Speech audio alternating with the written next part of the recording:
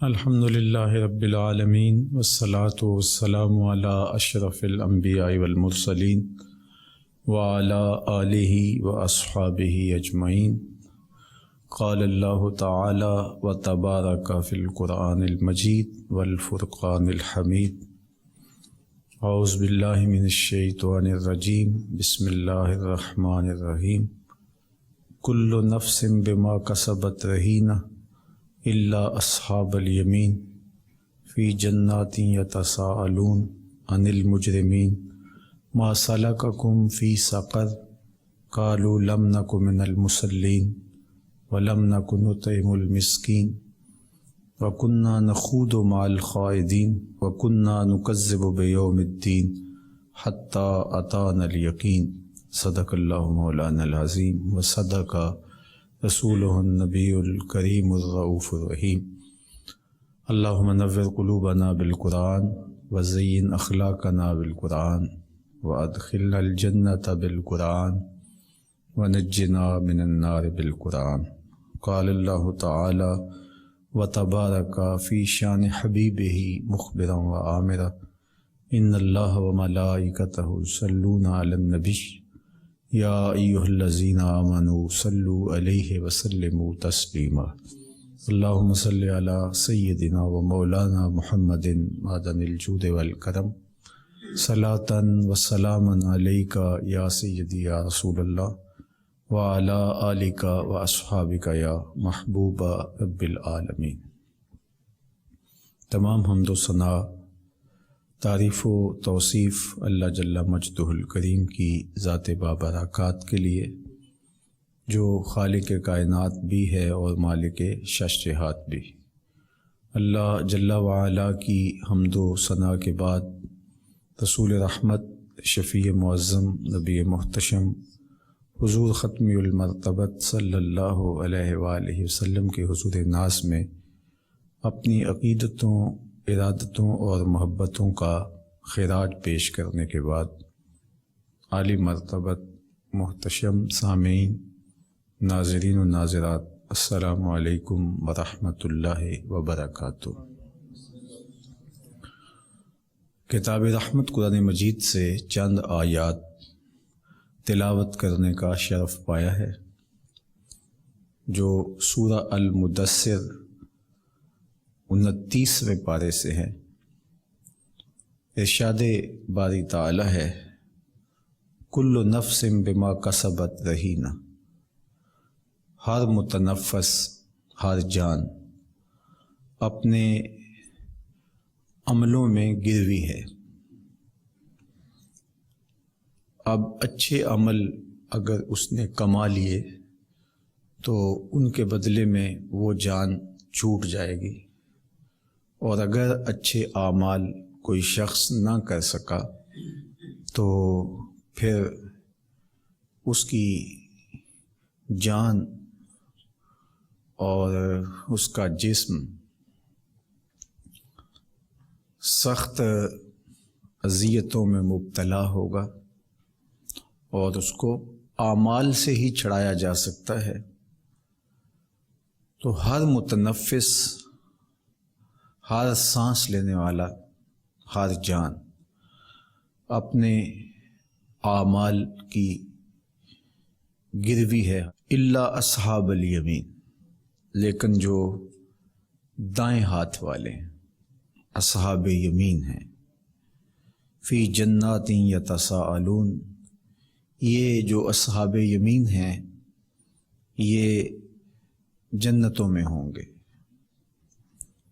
اصحاب یمین سے مراد کون لوگ ہیں؟ دائیں ہاتھ والے کون ہیں؟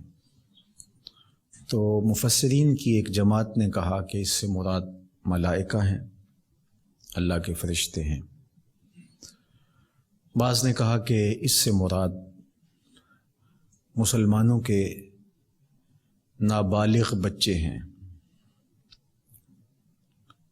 چونکہ ان پر کوئی گرفت نہیں ہوگی، ان سے حساب نہیں ہوگا، جو بچپن میں انتقال کر گئے۔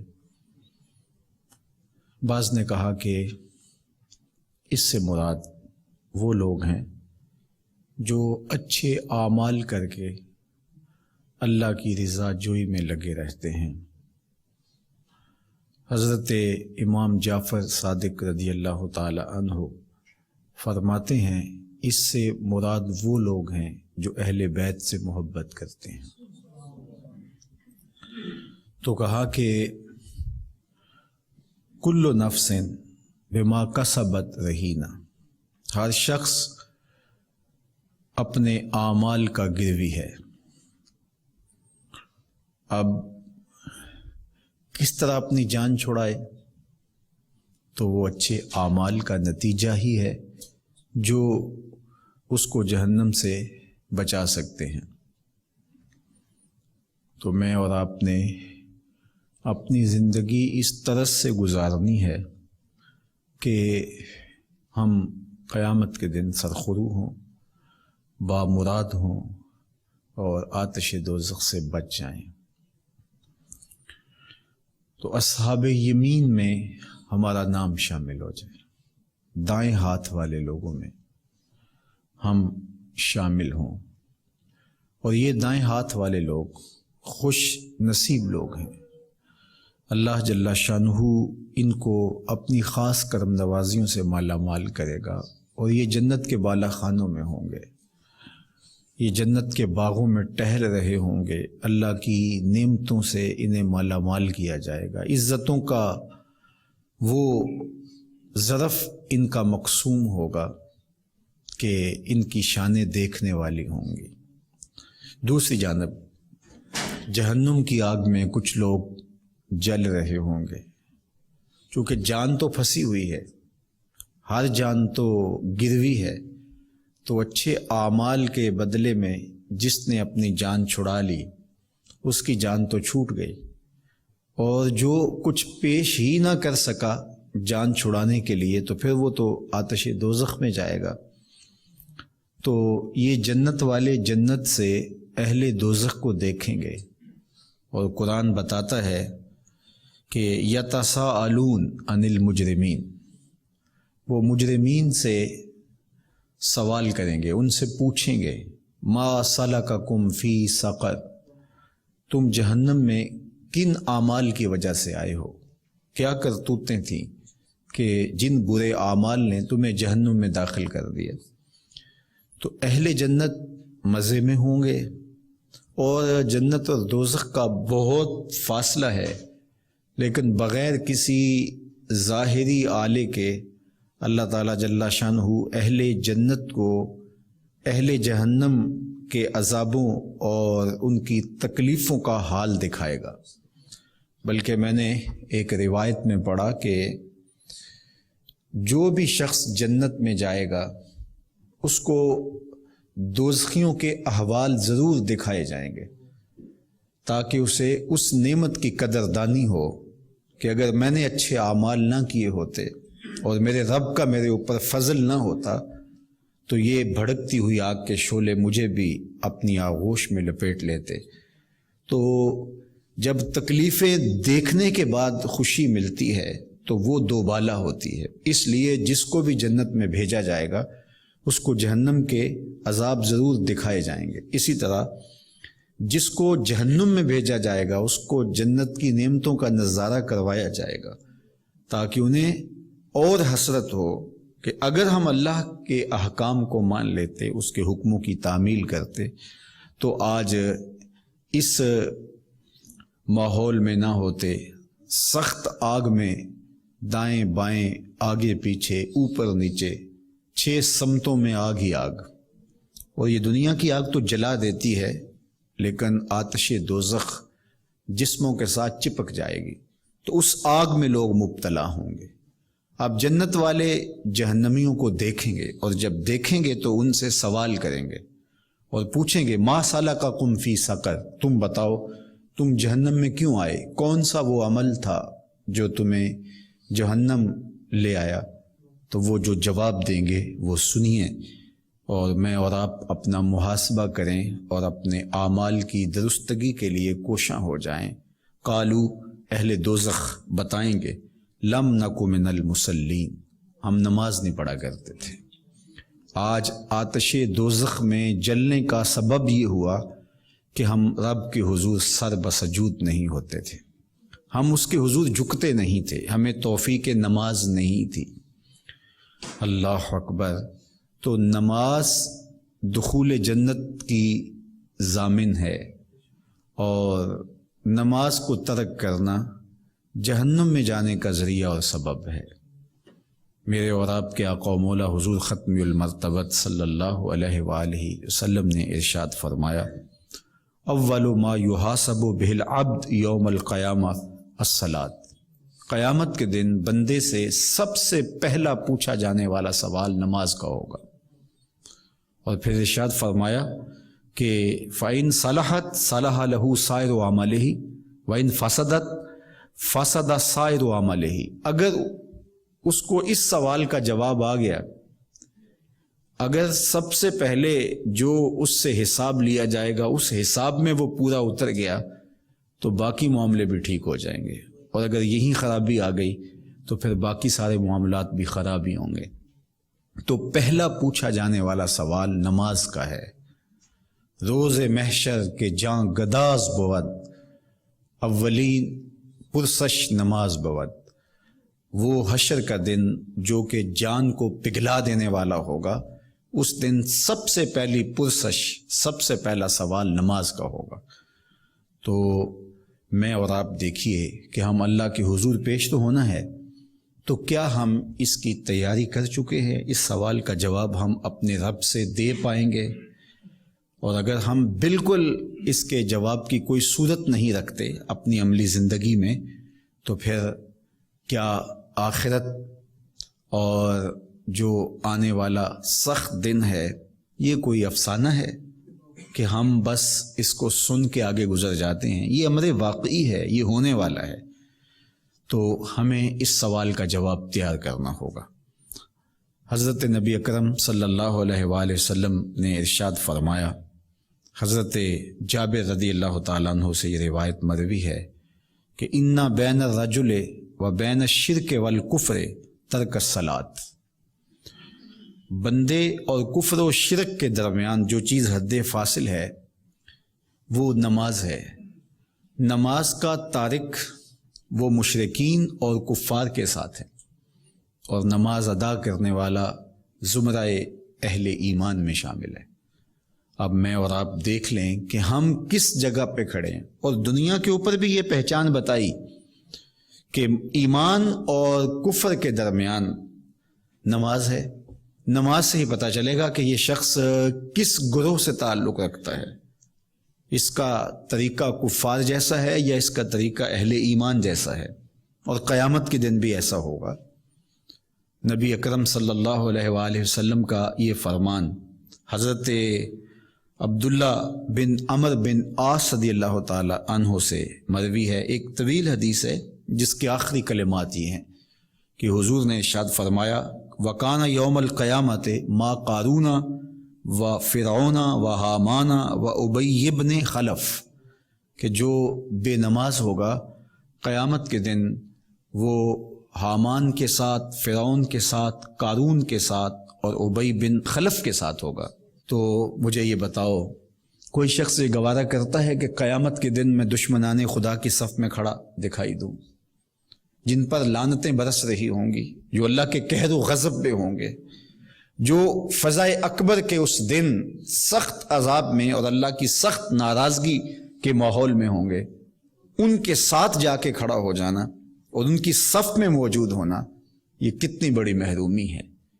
تو حضور علیہ السلام نے ہمیں بتایا کہ قیامت کے دن فرعون کے ساتھ، حامان کے ساتھ، قارون کے ساتھ اور ابی بن خلف کے ساتھ یہ بڑے بڑے بدبخت اور بڑے بڑے منکرین خدا جس صف میں کھڑے ہوں گے، بے نمازی کو بھی اس صف میں کھڑا کر دیا جائے گا۔ اللہ اکبر۔ میرا خیال ہے کہ اگر ہم اس پہ تھوڑا سا غور کر لیں اور یہ چیز ہمارے اندر اچھی طرح سے اتر جائے تو ہمارا سجدہ قضا نہیں ہو سکتا۔ ہماری پیشانی پھر اللہ کے حضور جھکے ہی جھکے، اس لیے کہ کوئی بھی یہ گوارا نہیں کرتا کہ میں دشمنان خدا کے ساتھ کھڑا پایا جاؤں۔ اور پھر وہ حشر کا دن جب اللہ قہر و جلال میں ہوگا، جب سورج کا رخ سیدھا ہوگا، جب زمین تانبے کی ہوگی، فضا اکبر، خوف و ہراس کا عالم، کیا کیفیت ہوگی، اور اس دن دشمنان خدا کی صف میں وہ کھڑا کیا جائے گا تو ظاہر اس کے ساتھ معاملہ بھی ایسا ہی ہوگا۔ تو یہ بے نمازی کا حال ہے جو میرے اور آپ کے آقا و مولا نے پہلے بتا کے ہمیں تنبیہ کر دی کہ تم سوچ لو کہ تم نے حشر کے دن کہاں کھڑا ہونا ہے۔ تم فرعون کے ساتھ کھڑے کیوں ہو؟ تم نمرود، حامان اور قارون کے ساتھ کھڑا ہونا کیوں پسند کرو؟ قیامت کے دن تم کھڑے ہو تو بلال حبشی کے ساتھ ہو، تم کھڑے ہو تو ابو بکر و عمر کے ساتھ ہو، مولا کائنات سیدنا علی المرتضیٰ کے ساتھ کھڑے دکھائی دو۔ تمہارا حسن اور تمہارا جمال تو وہاں نکھرے گا اگر ان لوگوں کے ساتھ تم ہو، لیکن بد نصیب بے نمازی کو ان کے ساتھ کھڑا ہونا پڑے گا۔ اللہ کے محبوب علیہ السلام کا ایک اور فرمان سنیے۔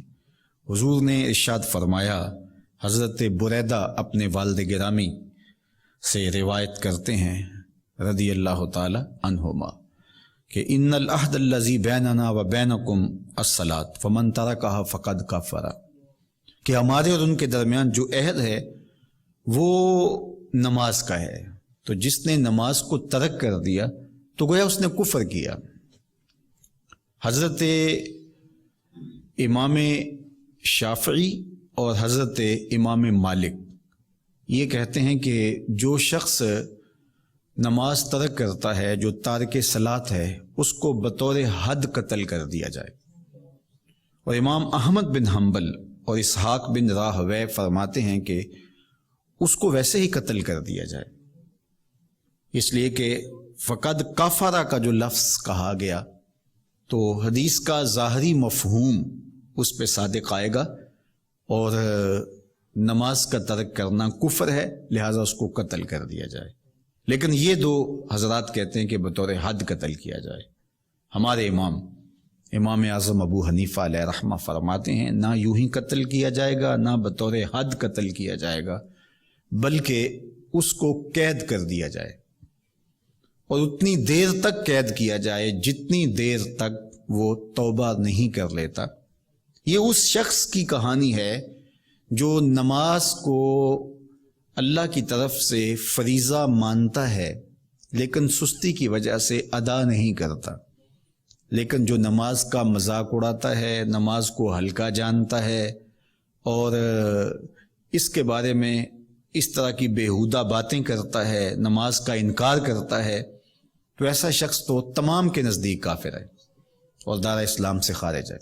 لیکن جو نماز کو فریضہ مانتا ہے لیکن سستی کی وجہ سے نہیں پڑھ سکتا، تو اس کے بارے میں یہ تین موقف میں نے آپ کے سامنے رکھے ہیں۔ ایک حضرت امام احمد بن حنبل اور اسحاق بن راہویہ کا، وہ کہتے ہیں کہ اس کو قتل کر دیا جائے، اور امام شافعی اور امام مالک کہتے ہیں بطور حد قتل کیا جائے گا، اور حضرت امام اعظم ابو حنیفہ علیہ رحمہ فرماتے ہیں کہ اس کو قید کیا جائے اور اتنی دیر تک قید رکھا جائے جتنی دیر تک وہ توبہ کر کے نماز پڑھنے کا وعدہ نہیں کرتا ہے۔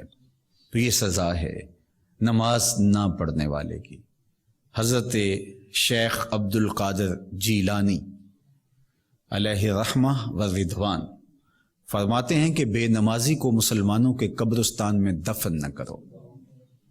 حضرت سلطان باہو علیہ رحمہ بولے کہ بے نمازی سے خنزیر بھی پناہ مانگتا ہے۔ شیخ سعدی شیرازی نے نصیحت کرتے ہوئے کہا کہ بے نمازی کو قرض نہ دینا، جو اللہ کا قرض ادا نہیں کرتا تمہارا قرض کیسے ادا کرے گا؟ جس کو اللہ کی طرف سے عائد کردہ احکام کی پرواہ نہیں ہے اور اس کے ذمے قرض چڑھ گیا ہے، اس کی پرواہ نہیں کرتا، تو تمہارے قرض اس کے نزدیک کیا حیثیت رکھتے ہیں؟ جو اللہ کے قرض ادا نہیں کرتا تمہارے قرض کیسے ادا کرے گا؟ اب آپ اندازہ کر لیجئے گا کہ بے نمازی کتنی بری مخلوق ہے، اور توبہ کر کے 5 گانا نماز کی عادت ہی زندگی میں جمال پیدا کرتی ہے، زندگی میں خوبصورتی پیدا کرتی ہے۔ اس پر بہانے نہیں تراشنے چاہیے۔ بعض لوگ کہتے ہیں اچھا جی پڑھ لیں گے، یہ کیا ہوا؟ جب وقت آ گیا اور اللہ کا نمائندہ بلاوا دے رہا ہے، حی علی الصلاۃ حی علی الفلاح، وہ روز پکار رہا ہے، وہ مؤذن اللہ کا نمائندہ ہے، اس کی طرف سے آواز دے رہا ہے، بلایا جا رہا ہے تمہیں، حی علی الصلاۃ، نماز کی طرف آؤ، حی علی الفلاح، یہ سراسر فلاح ہے، سراسر بھلائی ہے، یہ سراسر نیکی ہے، سراسر خیر ہے جس کی طرف تمہیں بلایا جا رہا ہے۔ تم بہانے تراشتے ہو، اچھا پڑھ لیں گے، اچھا پڑھ لیں گے۔ بہت سارے بے نمازیوں کا بہانہ ہوتا ہے میرے کپڑے ٹھیک نہیں ہیں، میرا لباس پاک نہیں ہے، میرا جسم پاک نہیں ہے۔ میرے بزرگ فرمایا کرتے تھے تیرا جسم کیسے پاک ہو سکتا ہے، تیرے لباس کو ستھرائی کیسے حاصل ہو سکتی ہے؟ تو اللہ کے حضور جھکنا جو نہیں جانتا، تو اس کے حضور جھکنا سیکھ جا، تیرا تن بھی پاک ہو جائے گا، تیرا من بھی پاک ہو جائے گا، تیرا لباس بھی پاک ہو جائے گا، تیرا دل بھی پاک ہو جائے گا۔ تو اس کے حضور جھکنا سیکھو، بہانے نہ تراشو، اچھا پڑھ لیں گے، اچھا پڑھ لیں گے، نہیں۔ 5 گانا نماز یہ ہمارے اوپر اللہ کی طرف سے عائد کردہ فریضہ ہے، اس کو ہر صورت میں ہم نے ادا کرنا ہے۔ ایک طبقہ وہ بھی ہے جو نماز نہ پڑھنے کا بہانہ تراشتا ہے اور کہتا جی ہم دل کی پڑھتے ہیں، دل کی نیتی ہوئی ہے ہم نے، اور کہا کہ قرآن کہتا ہے کہ نماز قائم کرو، تو نماز پڑھنے کا تو نہیں کہا گیا، نماز قائم کرنے کا کہا گیا ہے، تو ہم نے تو قائم کی ہوئی ہے۔ اور کچھ جاہل لوگ ایسے لوگوں کے بہلاوے میں آ جاتے ہیں، یہ تو بالکل بادی نظر کے اندر جاہل شخص دکھائی دے رہا ہے، نماز کو قائم کرنے کا مفہوم اپنی طرف سے خود وضع کر رہا ہے۔ مجھے بتائیے جس شخص کے سینے پہ قرآن نازل ہوا اس محمد عربی سے بہتر نماز کو قائم کرنے کا کون جان سکتا ہے؟ تو وہ جب نماز کے قیام کا مفہوم ہمیں یہ بتا رہے ہیں کہ آپ اس طرح نماز پڑھیں، رکوع ایسے کریں، سجدہ ایسے کریں، قیام ایسے ہو، جلسہ اور قومہ اس طرح ہو، تشہد یوں پڑھیں، تو مجھے بتائیے کہ نماز کے قیام کا کوئی اور مفہوم مراد لیا جا سکتا ہے حضور علیہ السلام کے بتائے ہوئے طریقے سے ہٹ کر کے؟ میرے حضور نے فرمایا سلو کما رأیتمونی اصلی، جس طرح تم مجھے نماز پڑھتے ہوئے دیکھتے ہو ایسے نماز پڑھو۔ یہ طریقہ بتایا حضور نے۔ یہاں علماء نے بڑی خوبصورت بات لکھی کہ حضور نے یہ نہیں کہا کہ جس طرح میں نماز پڑھتا ہوں اس طرح نماز پڑھو، کہا جس طرح تم مجھے نماز پڑھتا ہوا دیکھتے ہو ایسے نماز پڑھو، کیونکہ جس طرح حضور نماز پڑھتے ہیں اس کیفیت میں تو کوئی پڑھ ہی نہیں سکتا ہے، اس لیے کہا جس طرح تم مجھے پڑھتا ہوا دیکھتے ہو میری اداؤں کو اختیار کرتے جاؤ، تمہارا رب تمہیں قبول کر لے گا۔ تو سلو کما رأیتمونی اصلی، جس طرح تم مجھے نماز پڑھتا دیکھ رہے ہو تم اس طرح نماز پڑھتے رہو۔ تو اللہ کہ پیارے محبوب علیہ السلام نے جو اقامت صلاۃ کا مفہوم مراد لیا ہے وہی شریعت کا مفہوم ہے، اور وہی اللہ کے کلام کا تقاضا ہے، اور وہی قرآن مجید کی منشا اور مقصود ہے۔ اس سے ہٹ کر کے کسی جاہل کی باتوں میں آ کر کے اپنی آخرت برباد نہیں کرنی چاہیے، اور قیامت کے دن بندے سے سب سے پہلے پوچھا ہی یہ جائے گا، اور جہنم میں لوگ دھکیل دیے جائیں گے۔ قرآن کہتا ہے ان سے پوچھا جائے گا ما سلککم فی سقر، تم جہنم میں کیوں جا رہے ہو؟ تو وہ بولیں گے لم نکو من المصلین، ہم نماز نہیں پڑھا کرتے تھے۔ اللہ اکبر۔ پھر دوسری بات جو کہیں گے ولم نکو نطعم المسکین، اور ہم مسکینوں کو کھانا نہیں کھلاتے تھے۔ ہماری ہمسائیگی میں لوگ تڑپتے تھے نان شبینہ کے لیے، اور ان کی ضرورتیں تھیں، اور ہمارے گھر بھرے پڑے ہوئے تھے، لیکن ہم ان کی ضرورت پوری نہیں کرتے تھے۔ قحط پڑ گیا، لوگ مجبور ہو گئے، حالات دیگر گوں ہو گئے، لوگ بے روزگار ہو گئے، ہمارے پاس مال کی فراوانی تھی، ہم نے ان کی تنخواہ بھی روک لی۔ ہم کہا کہ نہیں، بس ہمارے ذمے یہ نہیں ہے، تو کہا ہم لوگوں کو کھانا نہیں کھلایا کرتے تھے۔ اب شریعت اسلامیہ کا مزاج دیکھیے، حقوق اللہ میں سب سے اہم چیز جو بیان کی گئی وہ نماز ہے، اور حقوق العباد کے اندر لوگوں کی ضرورتوں کو پورا کرنا، بھوکوں کو کھانا کھلانا۔ حضرت شیخ عبد القادر جیلانی علیہ رحمہ و رضوان فرماتے ہیں آدھا فقر ننگوں کو لباس پہنانا اور بھوکوں کو کھانا کھلانا ہے، باقی سارے امور آدھا فقر ہے۔ آدھی فقیری صرف یہ بنتی ہے کہ آپ بھوکوں کو کھانا کھلائیں اور ننگوں کو لباس پہنائیں۔ اور اللہ تعالیٰ جل شانہ قیامت کے دن پوچھے گا کہ میرے بندے، میں برہنہ تھا تو نے مجھے لباس نہیں دیا، میں بھوکا تھا تو نے مجھے کھانا نہیں کھلایا، میں بیمار تھا تو نے میرا حال نہیں پوچھا۔ تو بندہ کہے گا مالک تو بیمار ہو سکتا ہے، تو بھوکا ہو سکتا ہے، تو برہنہ ہو سکتا ہے۔ تو اللہ فرمائے گا میرا فلاں بندہ برہنہ تھا، اگر اس کو لباس دیا ہوتا تو یہ میری رضا کے حصول کا ذریعہ ہوتا۔ فلاں بھوکا پیاسا تھا، اگر اس کی ضرورت کو پورا کر دیا ہوتا تو گویا تو نے میری رضا کو حاصل کر لیا ہوتا۔ تو ہمارے دین نے ہمیں ضرورت مندوں کی ضرورتوں کو پورا کرنے کا حکم ارشاد کیا ہے۔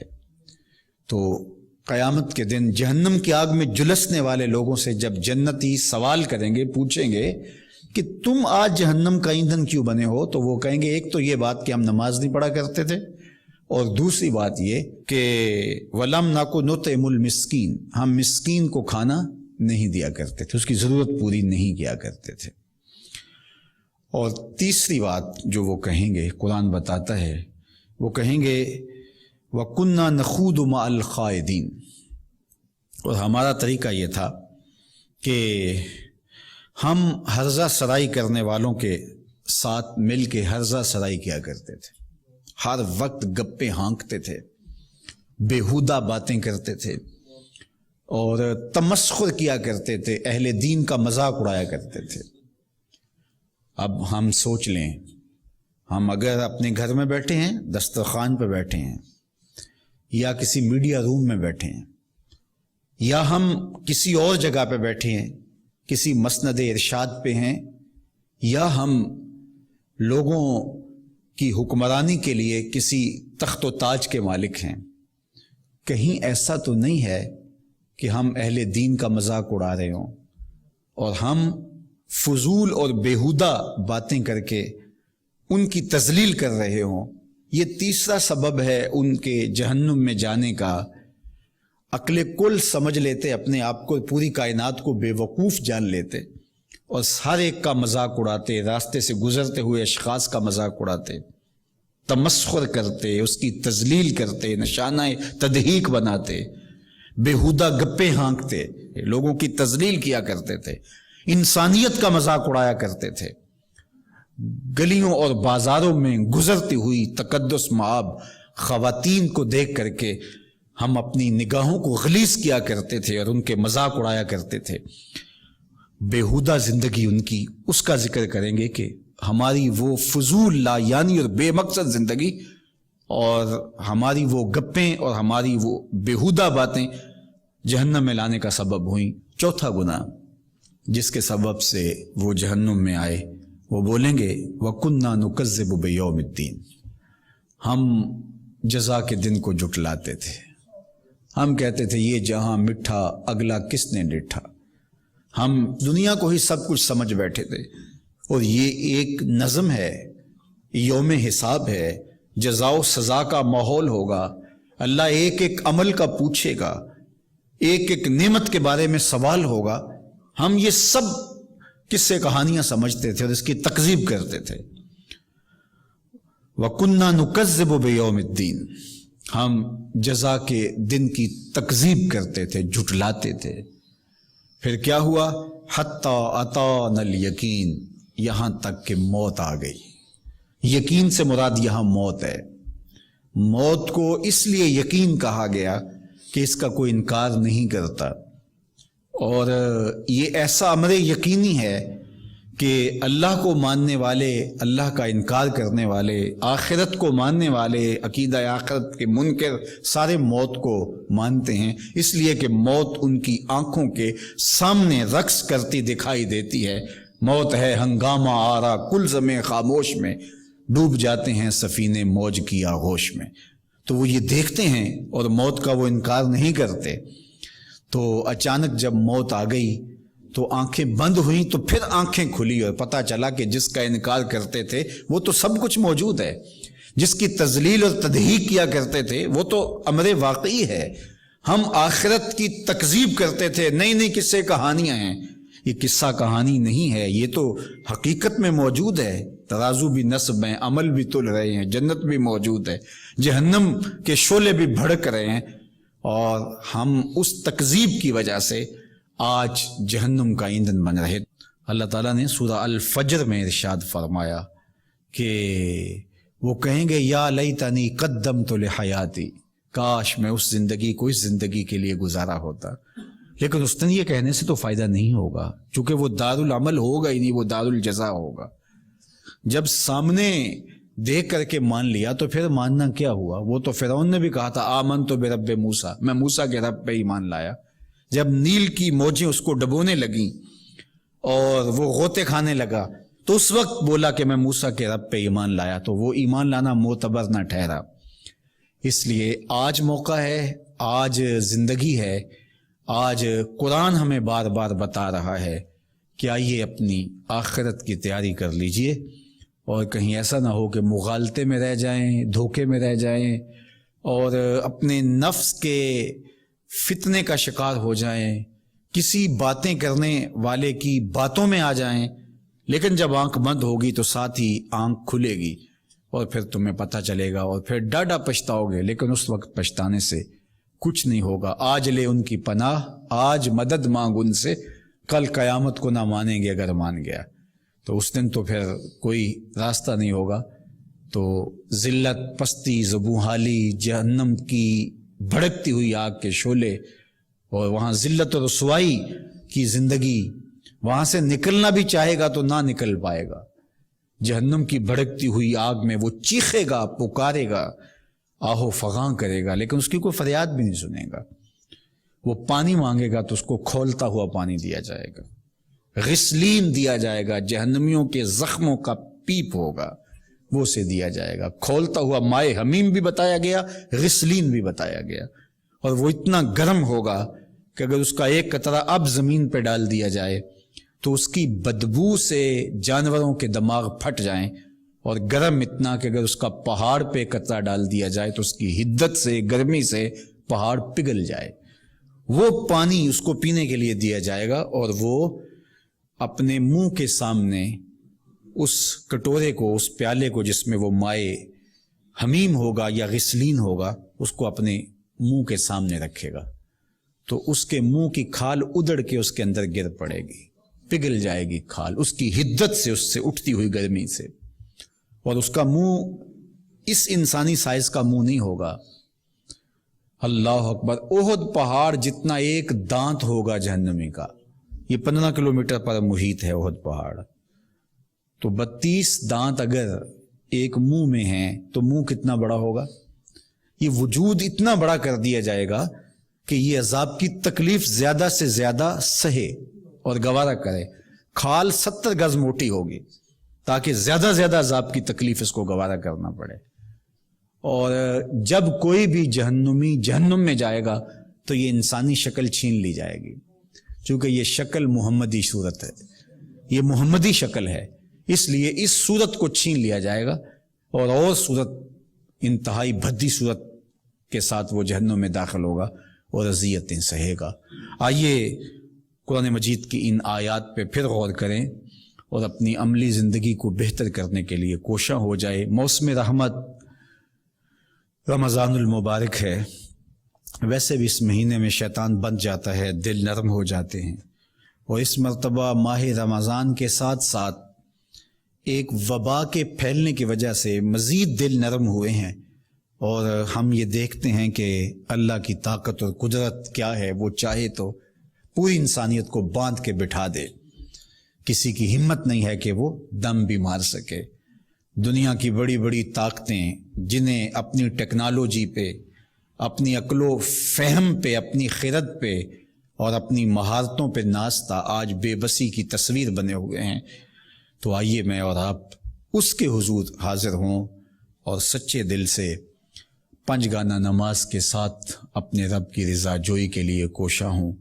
اگر کسی کے ذمے نمازیں قضا ہیں تو وہ نوافل کی بجائے پہلے قضا نمازیں ادا کرے، یہ قرض ہے اللہ کا، اس قرض کو اتارے۔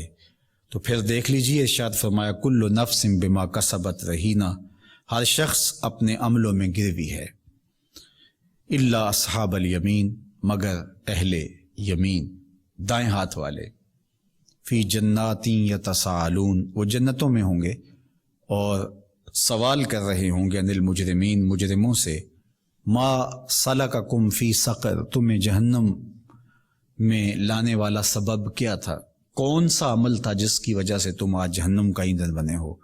تو وہ جواب دیں گے لم نک من المصلین، کہیں گے ہم نماز نہیں پڑھا کرتے تھے، ہماری پیشانی رب کے حضور جھکا نہیں کرتی تھی، صدائے دل نواز اذان کی آتی، ہم گزر جاتے تو کہا ہم نماز نہیں پڑھا کرتے تھے، وَلَمْ نَكُ نُطْعِمُ الْمِسْكِينَ، اور مسکینوں کو کھانا نہیں کھلاتے تھے، وَكُنَّا نَخُوضُ مَعَ الْخَائِضِينَ، اور ہرزہ سرائی کرنے والوں کے ساتھ مل کے ہرزہ سرائی کیا کرتے تھے، لوگوں کا تمسخر اڑایا کرتے تھے، بیہودہ باتیں کیا کرتے تھے، فضول وقت گزارا کرتے تھے، وَكُنَّا نُكَذِّبُ بِيَوْمِ الدِّينِ، اور ہم آخرت کی تکذیب کیا کرتے تھے، جھٹلاتے تھے آخرت کو، حتیٰ أَتَانَا الْيَقِينُ، پھر وہ لمحہ آیا کہ موت نے دبوچ لیا، موت نے ہمیں پکڑ لیا، پھر سب کچھ پڑے کا پڑا رہ گیا، آنکھیں کھل گئیں لیکن ہم کچھ کر نہیں سکتے تھے، ہاتھ بندھے تھے، زبان بند تھی، ساری حقیقت تش تش بام ہو گئی، کھل کے سب کچھ سامنے آ گیا، لیکن ہم پل کے اب اس پار دیکھتے تھے تو ہم وہاں جا نہیں سکتے تھے، پھر سخت اور ڈاڈھا پچھتاوا ہوا اور سخت اذیت میں مبتلا ہو گئے۔ اللہ ہم سب کو اپنی یادوں کے سائے میں رکھے اور مختصر زندگی جو اس نے ہمیں عطا کی ہے اپنی یاد میں بسر کرنے کی توفیق دے۔